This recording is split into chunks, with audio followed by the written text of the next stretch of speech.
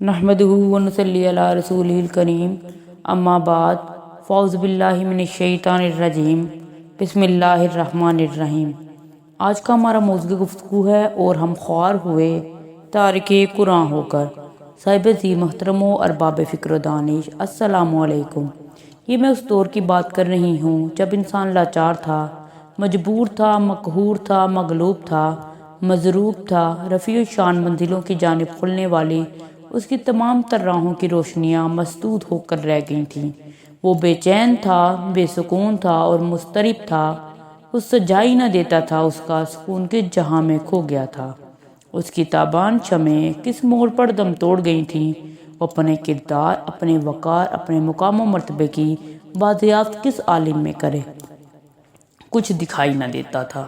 ارباب فہم و ادراک، اور پھر وہ جو ہادی برحق بھی ہے اور بدیع بھی ہے، نافع بھی ہے اور مقصد بھی ہے، غنی بھی ہے، مغنی بھی ہے، رحیم بھی ہے، تواب بھی اور متعال بھی ہے، اول بھی ہے اور آخر بھی ہے، ظاہر بھی ہے اور باطن بھی ہے۔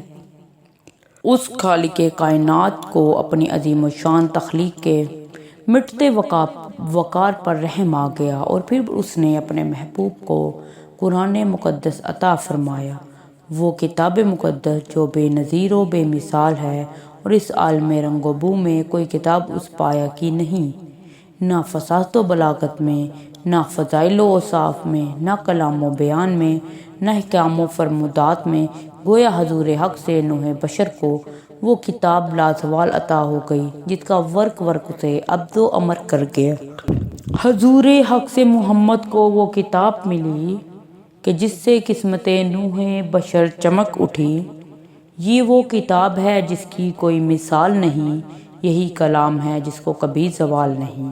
ارباب فکر و دانش، اسی قرآن برہان کے متعلق رب ذوالجلال نے ارشاد فرمایا، اے لوگو، تمہارے پاس تمہارے رب کی طرف سے ایک ایسی چیز آئی ہے جو نصیحت ہے اور دلوں کی بیماریوں کے لیے شفا ہے اور ہدایت و رحمت ہے مومنوں کے لیے۔ حکم حق ہوا، وَاعْتَصِمُوا بِحَبْلِ اللَّهِ جَمِيعًا وَلَا تَفَرَّقُوا، اور اللہ کی رسی کو مضبوطی سے تھام لو اور آپس میں تفرقہ مت ڈالو۔ اور پھر امت کے ہر بیٹے نے اللہ کی رسی کو مضبوطی سے پکڑ لیا۔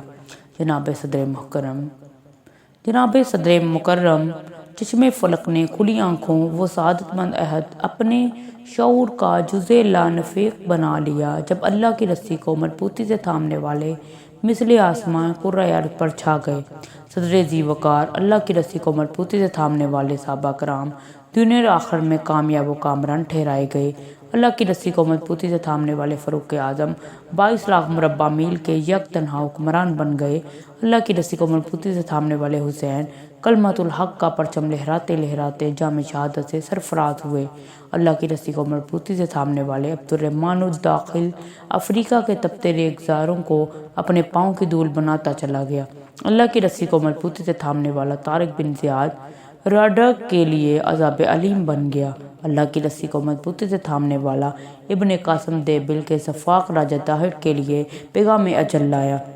اللہ کی رسی کو مضبوطی سے تھامنے والا یوسف بن تشفیق الفرنزو کے غرور و تکبر کے لیے موت بن گیا۔ اشبیلا، گرنالا، تلیا اور کرتبہ میں خوشیوں کے شادیانے بجائے گئے۔ اللہ کی رسی کو مضبوطی سے تھامنے والا امت کا غیرتمند بیٹا صلاح الدین ایوبی فاتح بیت المقدس ٹھہرایا گیا۔ اللہ کی رسی کو مضبوطی سے تھامنے والا عبداللہ 4 لاکھ مربع کا مرہٹہ فوج کے لیے قیامت صغریٰ لایا۔ اللہ کی رسی کو مضبوطی سے تھامنے والا محمود غزنوی بت شکن ثابت ہوا۔ اللہ کی رسی کو مضبوطی سے تھامنے والا بنگال کا وارث سراج الدولہ اور سرنگا پٹم کا مجاہد ٹیپو غیرت اسلام کی چٹان بن کر فرنگی سے جا ٹکرائے۔ جب عشق سکھاتا ہے آداب خود آگاہی، کھلتے ہیں غلاموں پر اسرار شہنشاہی۔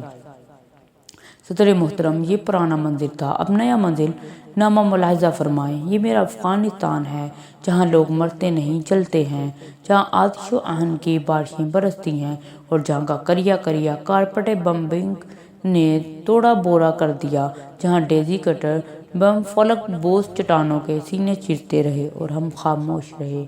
واضح قوم کی وہ پختہ خیال ہی نہ رہی برق طبی نہ رہی، شعلہ مکالی نہ رہی، رہ گئی رسم اذاں روح بلالی نہ رہی، فلسفہ رہ گیا تلقین غزالی نہ رہی، مسجد مرثیہ خواں ہے کہ نمازی نہ رہے، یعنی وہ صاحب اوصاف حجاجی نہ رہے۔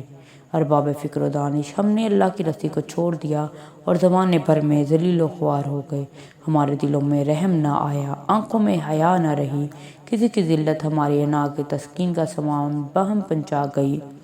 دھوکہ دہی، عہد شکنی، خود غرضی، حسد، عداوت، چادر اور چار دیواری کی پامالی، منشیات فروشی، سمگلنگ، فرقہ واریت اور تخریب کاری ہمارے شریانوں میں خون بن کر دوڑنے لگی۔ شریف شرافت کے پردے میں، حکمران حکمرانی کے پردے میں، تاجر تجارت کے پردے میں، ڈاکٹر مسیحائی کے پردے میں، منصف قانون کے پردے میں اور دشمن دوستی کے پردے میں بھیانک کھیل کھیل رہا ہے۔ کون ہے تارک عین رسول مختار؟ مصلحت وقت کی ہے کس کے عمل کا معیار؟ کس کی آنکھوں میں سمایا ہے شعار اغیار؟ ہو گئی کس کی نگاہ طرز سلف سے بیزار؟ قلب میں سوز نہیں، روح میں احساس نہیں، کچھ بھی پیغام محمد کا تمہیں پاس نہیں۔ صدر ذی حشمت، ہم نے قرآن مقدس کو چھوڑ دیا اور زمانے کی دھول بن گئے۔ ہم قرآن کو چومتے تو ضرور ہیں مگر پڑھتے نہیں، اور اگر پڑھتے ہیں تو سمجھتے نہیں۔ یہی ہمارا سب سے بڑا المیہ ہے جسے ہماری جودت طبع اور قوت انتقال ذہنی کے ساتھ ساتھ قوت ایجاد کو برباد کر کے رکھ دیا۔ آہ اقبال سچ فرما گئے، ہر کوئی مس میں ذوق تن آسانی ہے، تم مسلمان ہو یہ انداز مسلمانی ہے، حیدری فقر ہے نہ دولت عثمانی ہے، تم کو اسلاف سے کیا نسبت روحانی ہے۔ وہ زمانے میں معزز تھے مسلمان ہو کر اور تم خوار ہوئے تارک قرآن ہو کر۔ صدق اللہ العظیم۔ مہربانی کر کے چینل کو سبسکرائب کریں، ساتھ لگے بیل آئیکن کو دبائیں تاکہ ہر نئی